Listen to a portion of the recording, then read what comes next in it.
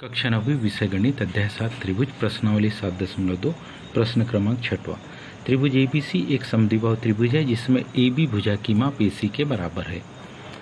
भुजा BA बिंदु D तक इस प्रकार बढ़ाई गई है कि AD बराबर AB। दर्शाइए कि कोण BCD एक समकोण AD भुजा की माप AB के बराबर है। तो दर्शाना है कि BCD एक समकोण त्रिभुज है।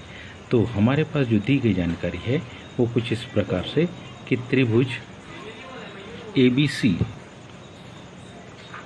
एक सम द्विबाहु त्रिभुज है। ये पहली जानकारी दी है। दूसरी जानकारी इसी में दी है कि AB भुजा की माप और AC आपस में कैसी है, बराबर है। साथ ही साथ भुजा BA को कौन से बिंदु तक, D तक, भुजा BA को इस प्रकार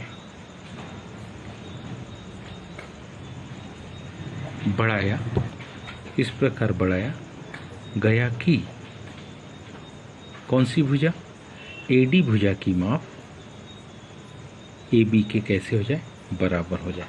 तो इसके आधार पर हमको क्या करना है, सिद्ध करना है। ये दिया था तो इसके आधार पर हमको सिद्ध करना है। क्या सिद्ध करना है कि कोण BCD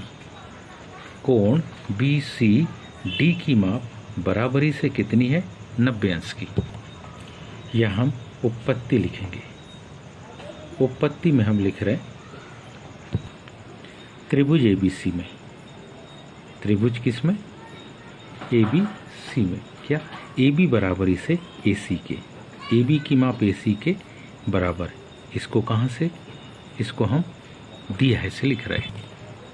इसलिए कोण ABC की माप बराबर होगी कोण AC B के, जिसको हम लिख रहे हैं कि ये समीकरण नंबर कौन सा है, ये क्या, बराबर भुजाओं के, ये क्या है, बराबर भुजाओं के सम्मुख कोण है, बराबर भुजाओं के सम्मुख कोण है।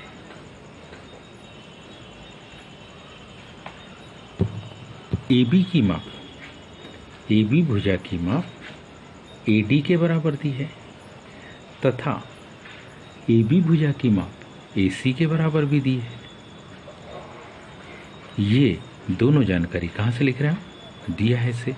तो एक ही भुजा के बराबर अन्य दो भुजाएं आपस में भी बराबर हो, क्या होगा, AD भुजा की माप किसके बराबर होगी, AC के। ये कहाँ से, ये यूक्लिड की अभिधारणा 1 से लिख रहे हैं हम इसको।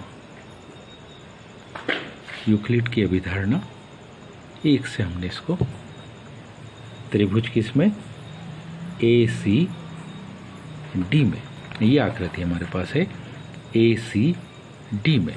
ध्यान से देखें, AD भुजा की माप AC के कैसे है, बराबर।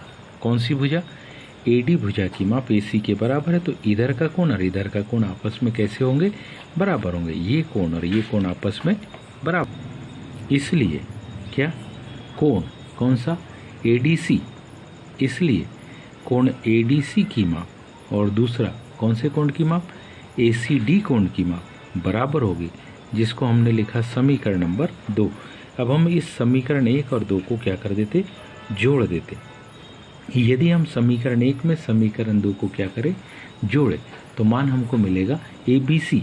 क्या मिलेगा, बायां पक्ष मिलेगा कोण ABC धन कोण ADC धन कोण कौन सा, ADC। कोण ABC धन कोण ADC बराबरी से कोण ACB धन कोण ACD। अब यदि हम कोण ACB और ACD का योग देखें, ध्यान दीजिए, ACD और ACB का योग देखें तो हम इसको BCD कोण लिख सकते, क्योंकि क्या, कोण ACB धन कोण ACD, अगर इन दोनों को जोड़े तो हम कोण BCD लिख सकते हैं चित्र में दी गई जानकारी के अनुसार।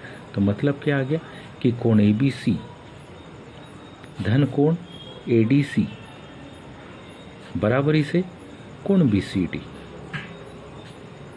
अब जानते क्या जानते कि यदि हम कोण ABC, कौन सा कोण ABC, धन कोण ADC और धन कोण BCD, इन तीनों को जोड़े तो त्रिभुज के तीनों कोणों का योग कितना होता है 180 अंश। त्रिभुज के कौन से अंतः कोणों का योग, त्रिभुज के अंतः कोणों का योग कितना होता 180 अंश होता है। अब इसके आधार पर हम बड़ी आसानी से क्या लिख सकते हैं कि ये दोनों का योग BCD के बराबर और ये तीनों का योग 180 के बराबर, दो का योग इसके बराबर है, तो इसका मतलब है इसकी जगह भी हम BCD लिख सकते हैं। और जैसे लिखेंगे तो BCD की माप कितनी आ गई 90, तो हम लिख सकते हैं क्या कि कोण ABC धन कोण कौन सा ADC बराबरी से कोण BCD, और हम पाएंगे कि इसकी माप होगी 90 अंश। तो इसलिए यही कोण अपने को सिद्ध करना था। तो अभिष्ट कोण हमारे पास आ गया कोण BCD बराबरी से कितना 90 अंश। आज आपको समझ में आया होगा। आज के लिए इतना ही। शेष का धन्यवाद।